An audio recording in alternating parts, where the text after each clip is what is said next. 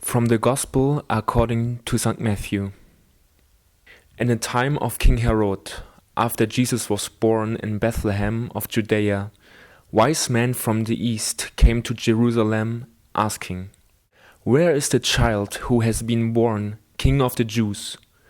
For we observed his star at its rising, and have come to pay him homage." When King Herod heard this, he was frightened, and all Jerusalem with him.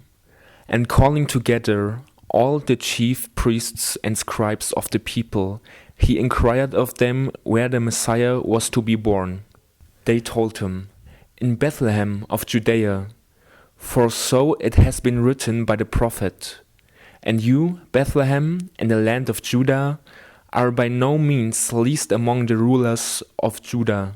For from you shall come a ruler who is to shepherd my people Israel.'" Then Herod secretly called for the wise men and learned from them the exact time when the star has appeared. Then he sent them to Bethlehem, saying, "Go and search diligently for the child, and when you have found him, bring me word so that I may also go and pay him homage." When they heard the king, they set out, and there, ahead of them, went the star that they had seen at its rising, until it stopped over the place where the child was. When they saw that the star had stopped, they were overwhelmed with joy. On entering the house, they saw the child with Mary, his mother, and they knelt down and paid him homage. Then, opening their treasure chests, they offered him gifts of gold, frankincense, and myrrh. And having been warned in a dream not to return to Herod, they left for their own country by another road. Thank you, all of you, for joining us for this Bible sharing. Our theme for today is Be Attentive to Signs of Hope. In the first chapter of Matthew's Gospel, we have the genealogy of Jesus' family. Matthew already wants to show us that Jesus is of the royal line of King David. In chapter 2, we have the account of the wise man coming from the east. Matthew does not give any details about these people. They were probably astrologers or learned men who tried to understand events by looking at the stars.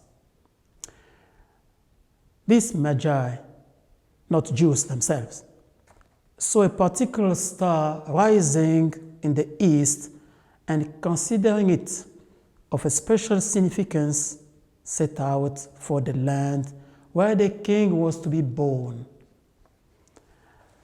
In the book of Revelation, we read this: "It is I, Jesus, who send my angel to you with this testimony for the churches. I am the root, the descendant of David, the bright morning star." Revelation 20:16. This spiritual light, which rises to enlighten the hearts of human beings, is heightened in the second letter of St. Peter. We have then the prophetic message more fully confirmed. You will do well to be attentive to this, as to a lamp shining in the dark place until the day dawns and the morning star rises in your hearts. 2 Peter 1:19. In these troubled times of ours, these words are like an invitation not to be overcome by discouragement. There is a saying that goes, "No matter how long the night, the sun always rises." The same sun that brings light to other places and people, even if some still face hardship, will eventually bring light to us as well. Let's go back to the story of the Magi. They came to Jerusalem to tell the people the news about the new king's birth and to worship him. By this, we understand that the salvation of God extends to all people. God can choose whomever he wants to send on a mission.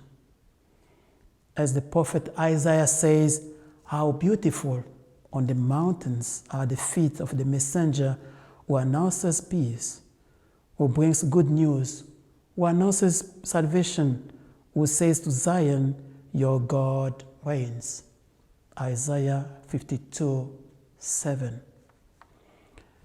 Once the Magi have arrived in Jerusalem after their long journey, how great was their surprise, I imagine, to see that many people did not know the king coming. The Magi's messenger created a stir. King Herod sees in this child already a potential rival, and the people who should, in principle, be delighted about the new king's coming are plunged into doubt. Do they all fear the consequences of this revelation?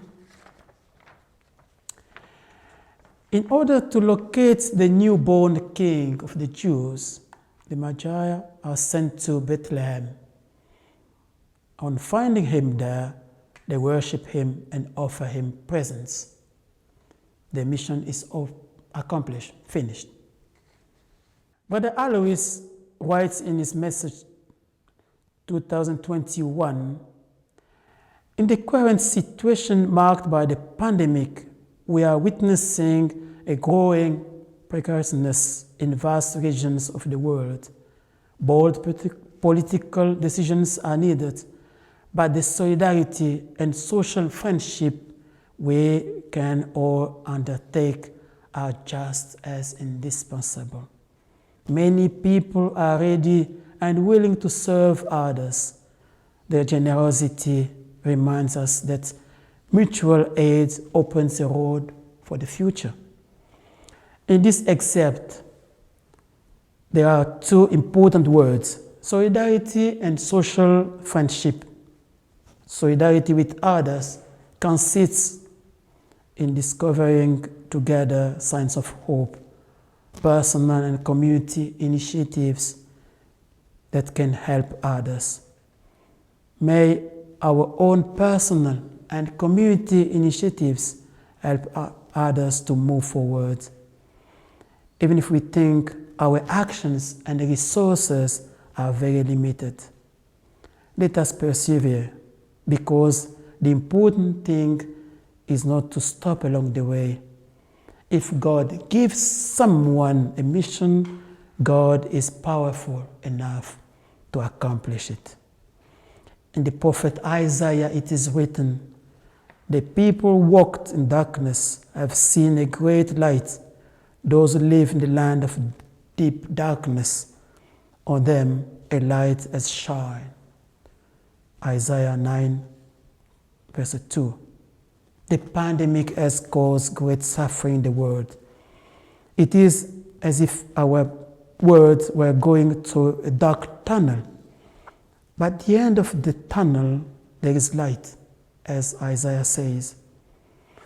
What a joy it will be on the day when we can thank God that the darkness is behind us. So let us be courageous. Don't give up. May the God of hope fill us with all joy and all peace in believing, so that we may abound in hope by the power of the Holy Spirit. Questions for the sharing in small groups. Can you give examples of people around you or elsewhere in the world who are signs of hope despite the difficulties they face? What helps you personally in these difficult times? What experiences of solidarity have you yourself had in recent weeks that you would like to share with others?